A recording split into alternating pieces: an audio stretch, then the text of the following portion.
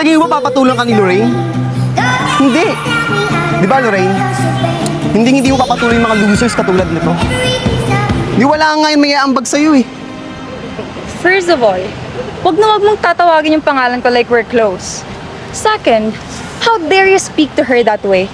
Di ka ba marunong rumispeto ng babae? Lorraine, Ano ba? wag papatol dyan. Ano pagmamalaki niya sa'yo? Daliri? Alam mo kanina ka pa eh. Nakakainis ka na. Unang-una, why are you talking to her that way? Di ka marunong rumispeto ng babae? Ha? At pangalawa, kung may loser dito, ikaw yon. Teka lang ha. Alam ng buong campus na wala kang friends dahil dyan sa ugali mo. Parang kumakampi ka sa mga yan. Di ba cheerleader ka? Dapat di ka bumababa sa level mo.